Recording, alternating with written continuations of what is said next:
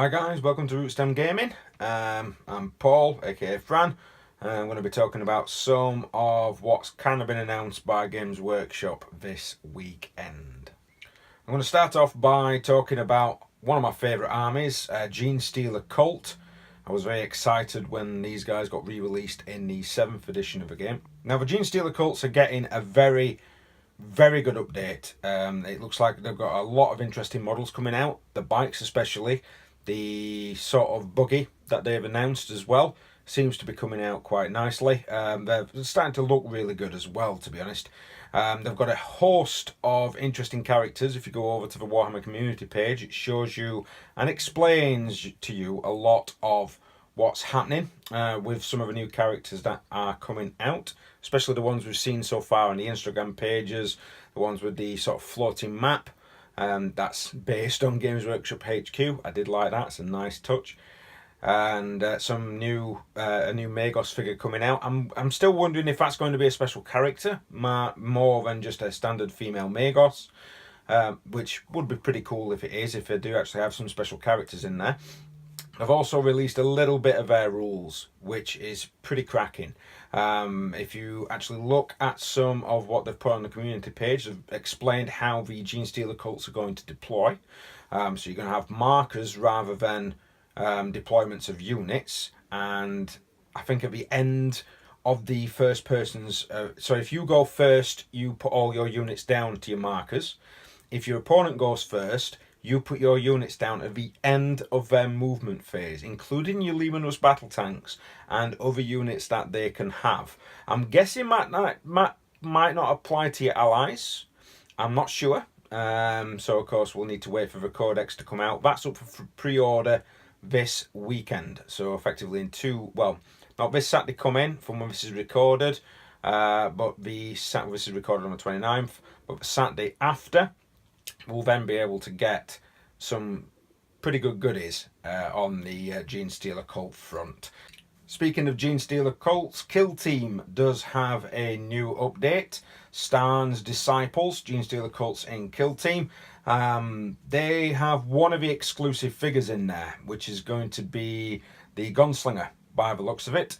So effectively you get just a basic bog standard squad of Genestealer Cult members, but you are going to be able to get access to this it's like a free pistol wielding, it looks quite nice as well. It's a free pistol wielding sort of gunslinger for the cult. My only problem is with that is that they're kind of teasing it, saying, oh, you can get it now at 40 quid. Don't know if you guys want to spend that much, or I'm just going to rather wait for the figure to come out separately. Unless the figure doesn't come out separately, then I don't know how I feel about that if it doesn't come out separately and you've got to buy Starn's Disciples to be able to get hold of that figure. In the same note, there's also Fata 7. This is all basically coming through on a new battle zone for Kill Team. I'm liking the fact that Games Workshop are supporting Kill Team. It's nice, it's good. Kill Team itself is a really good way for people to get into the hobby without having that massive sort of cash injection that a lot of people have to do. You've not got to spend a fortune on figures. You can just basically come up and go, yep, I'm just going to buy a couple of squads at £20-30 and I've got my Kill Team. And it's good for modelling opportunities, it's good for practice, and it's good for people to get into new armies as well. I know a friend of mine has got a bit of Thousand Suns, and he's taken that, after getting the Thousand Suns Kill Team, he's taken that to the more extreme by basically getting a small Thousand Suns army on the go for both 40k and Heresy. So it does show you that this particular Kill Team for Games Workshop looks like it's going to work, bringing new people into the actual game. On the other side of Horus Heresy, we do have a new Adeptus Titanicus expansion coming out, known as Titan Death. This is going to give us rules for various different factions. Some of the other legions are going to be in there, including Mortis, which is a lot of people were a little bit disgruntled that Mortis did not appear in the original rulebook. I kind of did question that myself, since Mortis was shown on a lot of their promotion, and of course a lot of the box art had Mortis Titans on there. In the book, you are going to be able to have some new missions, some new campaigns, guides of actually creating your own campaigns, terrain types. It's always good to have more terrain types. I'm hoping they're going to be releasing more terrain pieces for Titanicus. It's nice to see that they've got a new Titan coming out as well. So we've now got 2 different Warlords and we've got 2 different Reavers. Not sure if we're going to be bringing out any more Warhounds, but those are kits definitely that you're thinking about buying and mixing and matching so that you've got a nice variety of weapons to go into battle with. I know that they are releasing the sprue for the Plasma Annihilators, the Laser Blasters and Power Claws for the Warhound, but it's coming out about £26. That's quite expensive for a single sprue. So whether or not that's going to be worth it is another question. Of course, the Reaver Titan is coming out as well. That's going to come out with the Melter Cannon, Chain Fist, and possibly the Turbo Lasers on top. A lot of this stuff is going to be... don't know if a lot of people like playing Titanicus. I love playing Titanicus. I think Titanicus is a fantastic game. Sorry, mobile going off there. Whether or not £22 for the book, whether or not the £22 is going to be worth it. I've seen the book. We've been down to Forge World. We did actually have a look at Titan Death, and it didn't look that thick. It was more of a codex looking book. So whether or not £22 is going to be good for that particular type of expansion, we don't know, but I know we're going to be releasing more. And the format of the book is a lot more like, even though it's sold through Games Workshop's website, it's a hell of a lot more like the ones you find in Forge World. Now, one of the other big things to come out of Forge World is the Primarch Sanguinius. And it's an odd looking figure. He's descending down upon... the actual figure itself is posed if he's descending down upon his enemies. Of course, he's going to have large wings. The figure is it is in a blonde format, even though I believe one of the first 3 Horus Heresy books actually describes Sanguinius as having black hair, very much similar to his brothers. But the paint style on the figure has been done blonde with gold armour, so looking very much like he would do when he's slain later on by Horus. He looks like he's descending. Now, a lot of people are saying there's going to be a limited series, a limited sort of collector's battle scene.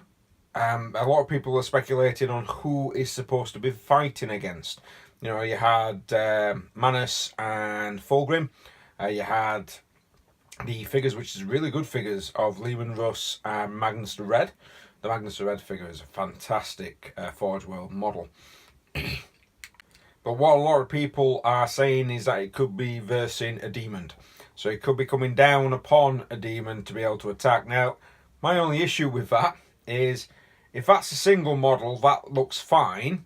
It does look a bit odd, the fact that it's actually looking down to the ground all the time. But the opposing model is going to be facing up. And that will be facing up all the time. And it just wouldn't look right. So I'm not quite sure what type of figure we're going to be having Sanguinius fight against. There's been no mention of his rules. It does come out, I believe, on the Forge World Weekender. When that's going to be, I believe it's either this weekend or next weekend. I've not got tickets for it myself. I tend not to attend these type of things because I spend a lot of money when I do so. I tend to spend, have to buy a ticket, and then when I bought a ticket, I then have to go and spend a hell of a lot of money buying the equipment that I need, which is going to, of course, be the next Forge World book. I am going to try and get hold of that and try and see if I can do an unboxing. I know it's a book, so it'll be an unbooking. Yay! And, of course, I am definitely going to be looking at getting the Sanguinius figure for my Blood Angel Horus Heresy army. Horus Heresy is a good game. I know we play a lot of the 8th edition Horus Heresy on the channel. I am going to try and get some more old school playing going off.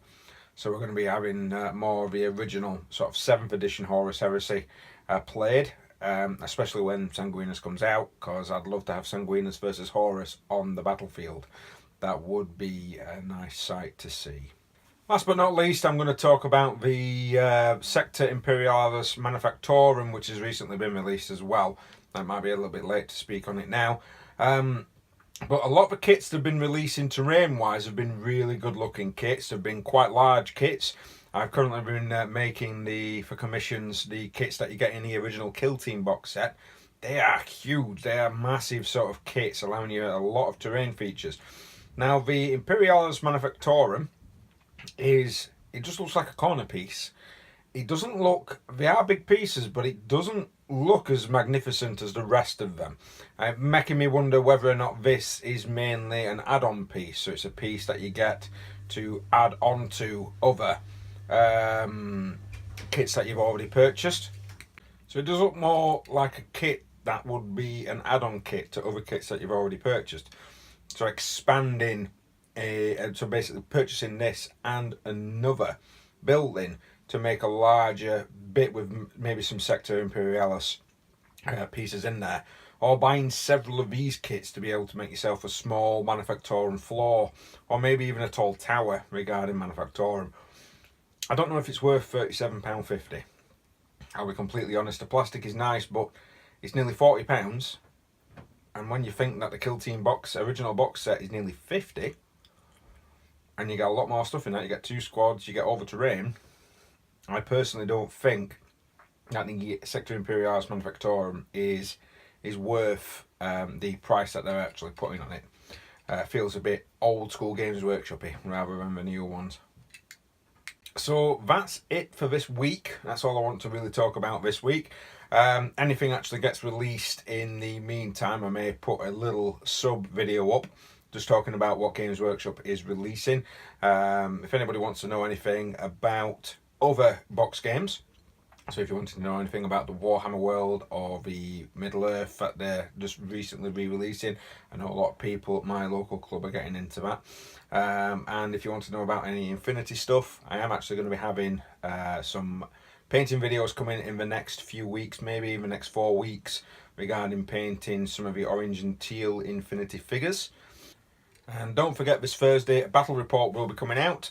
I try and get one out every single Thursday. This is going to be Yamlock Eldar or Aladari versus the new version of the Crimson Fist that was in White Dwarf. We've basically given it a go. Differences between the previous one in White Dwarf and the new one. Sorry, not previous one in White Dwarf. What am I talking about? I'm talking about the new one in White Dwarf and the one in the Codex. So basically I'm going to be getting a +1 to hit if the enemy squad outnumbers the amount of models that there is, and of course Crimson Fist units, the ones that are affected by Crimson Fist, always count as scoring, which is quite an interesting thing. Basically your units can trump pretty much anything else. That is going to be really cool for Crimson Fist in objective-based gaming. It does mean you might be starting to take more of an elite army, which I suppose there would be now with them not having that many men, apart from all the primaries that's been added.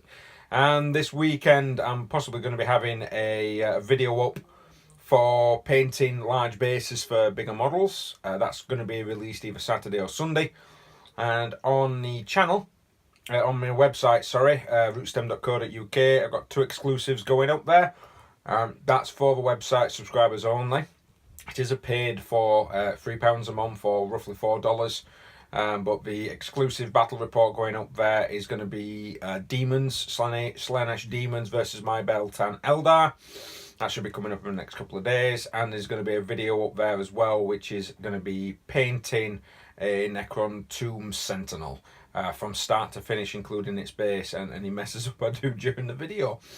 Right, okay, thank you very much for watching, guys. Please like, share, subscribe, hit the notification button if you want to see more. Leave me a comment down below, just letting me know if there's anything you wanted to know about. I'll do some research and I'll put a video up for you guys. Well, thanks for watching. See you next time.